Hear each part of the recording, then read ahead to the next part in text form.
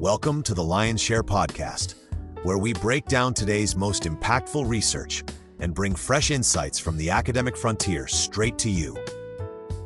We're in this business world now where, emerging tech, market shifts, everything just moves so incredibly fast. It sets up this huge strategic question, doesn't it? Mm-hmm. How does a giant corporation, the aircraft carrier, get anywhere near the speed of a startup, the speedboat? That aircraft carrier versus speedboat analogy is, it's perfect. It really captures the dilemma almost every large company is facing today.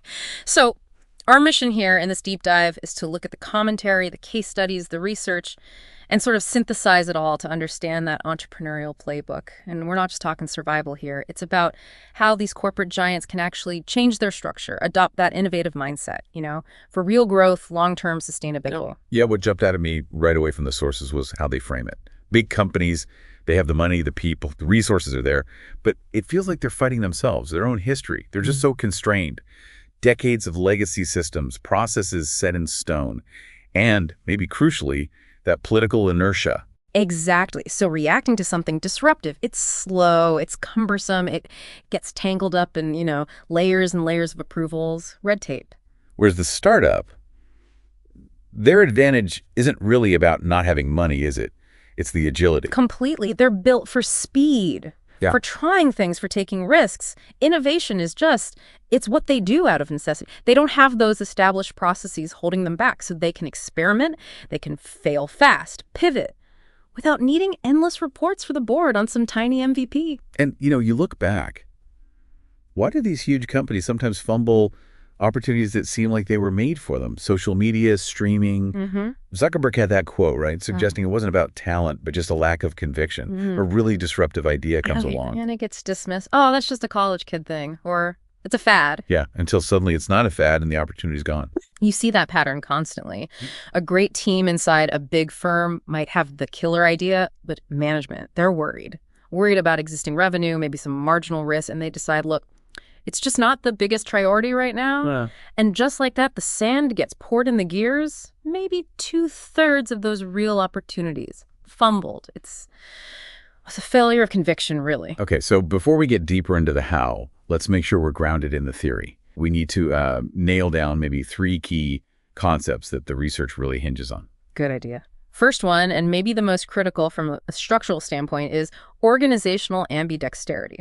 Sounds complex, but it's basically a company's ability to do 2 very different things at the same time. On one hand, exploitative activities that's focusing on efficiency, current business, making existing things better incrementally. And on the other hand, exploratory activities, that's the innovation piece, looking for future growth, trying disruptive things, balancing both. But isn't that inherently contradictory? How do you demand maximum efficiency from, say, 80% of your company, yeah, while also funding these, wild, risky projects in the other 20%? Doesn't management just end up fighting itself? It sounds like the dream state most companies just can't reach. It is the great challenge. But if you can manage it, it unlocks the potential for the second key concept. Entrepreneurship. This is basically entrepreneurial behavior inside a large company. Often it needs specific support, like ring-fenced funding, special resources. The idea is to mimic startup conditions, but with the backing and scale of the corporation. Google's 20% time is probably the most famous example, even if it's evolved. Okay, so ambidexterity is the structure.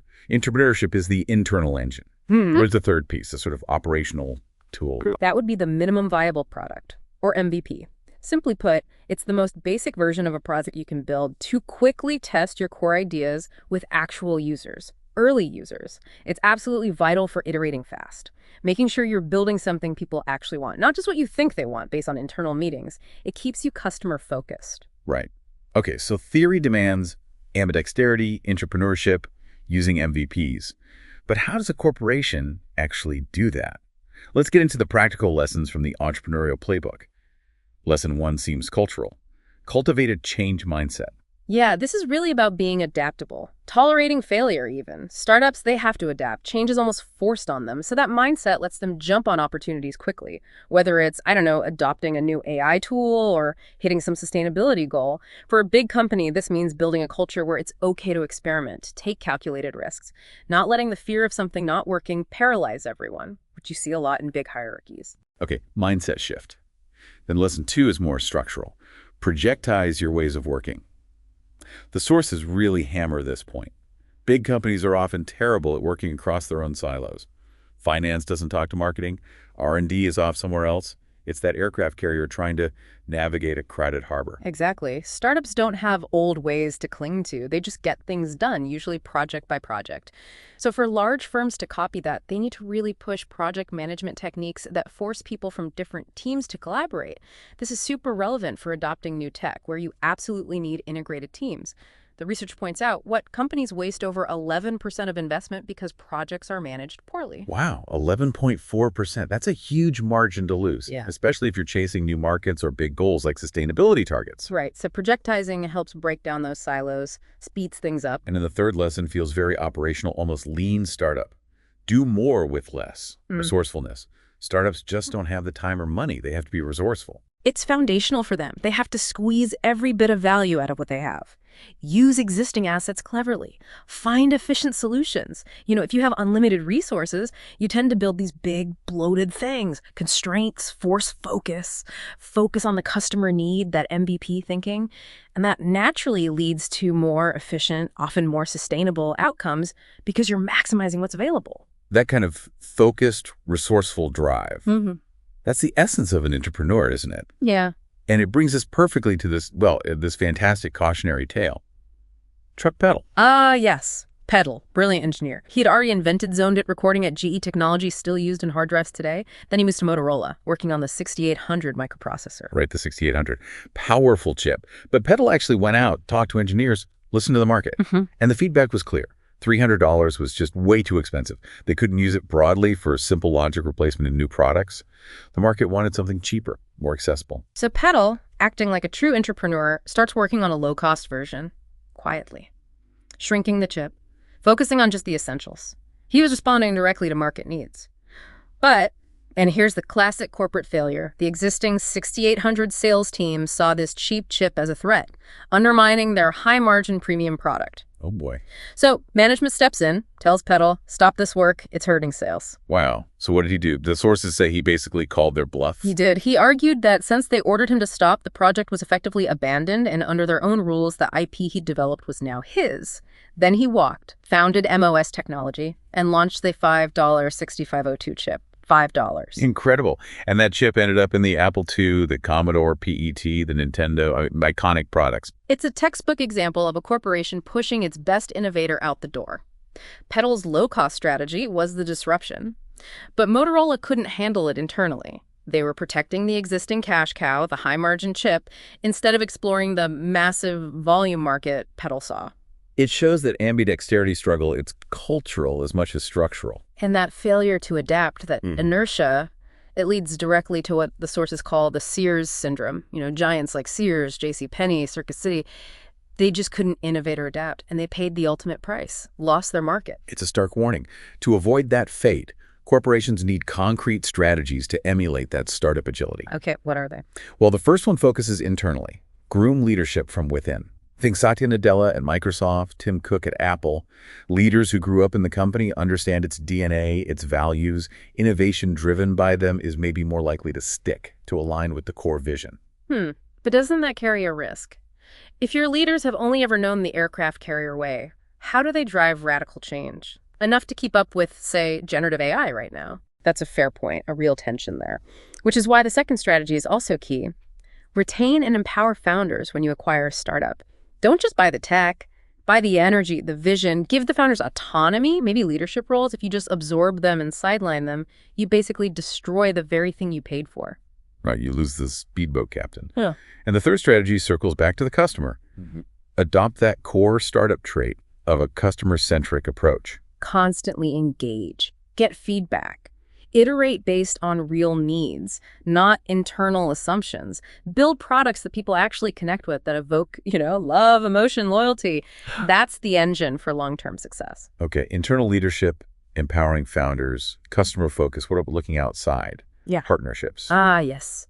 The common route is corporate venture capital, CVC, investing in or partnering with startups to access innovation. But the data here is, well, it's pretty jarring, especially if you're a practitioner thinking this is the solution. Get this. 75% of startups say these corporate partnerships are critical for them. Makes sense. But only 27% of those startups find the partnerships completely satisfactory.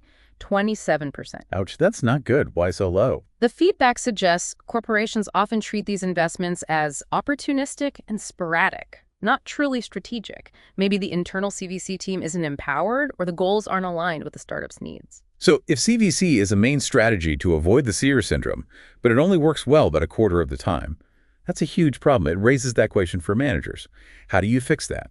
What specific cultural changes or metrics do you need up front to make these partnerships actually work? One idea floated in the sources is using a venture capital as a service, VKS model. Instead of trying to build and run an effective CVC arm internally, which is hard if it's not your core business, you essentially outsource it. You partner with experienced, dedicated VC firms. They manage the investments, leveraging their expertise. It potentially makes the whole process more strategic, more objective, managed by people who really understand disruptive potential, which you need when dealing with fast emerging tech. Interesting. So that's like bypassing some of the internal bureaucracy, maybe. It helps projectize your external innovation efforts without adding more internal layers, using specialized speedboats launched from the carrier. That's a good way to think about it. Look, ultimately, the key to survival and growth in this constantly changing market is achieving that genuine organizational ambidexterity. You need that synergy. Corporate scale and resources combined with entrepreneurial speed and daring. And that takes both structural change like projectizing work, using strategic CVC or VCAS, and cultural shifts. You need more tolerance for failure, empowered internal leaders who can champion the new, sometimes disruptive, ideas. So the takeaway seems to be that the really successful corporations moving forward won't just buy startups. They'll need to act more like startups internally. Treat every project aiming at a new trend almost like a mini startup. Resource-constrained, customer-obsessed, fast-moving, with conviction. Exactly. And that leads us to the final provocative thought for you, the listener, to mull over. Often, the biggest threat isn't the competitor you can see. It's the internal belief, the internal conviction that some emerging idea is just not the biggest priority right now. So, ask yourself, what potential innovation is your organization currently dismissing? Maybe it looks like just a fad or a niche market messing with AI or some radical new supply chain idea. What's the potential cost of that internal conviction or lack thereof? Thanks for tuning into the Lion's Share podcast. If you enjoyed today's discussion, share it with a friend and join us next time for more ideas worth talking about. We'll see you next time.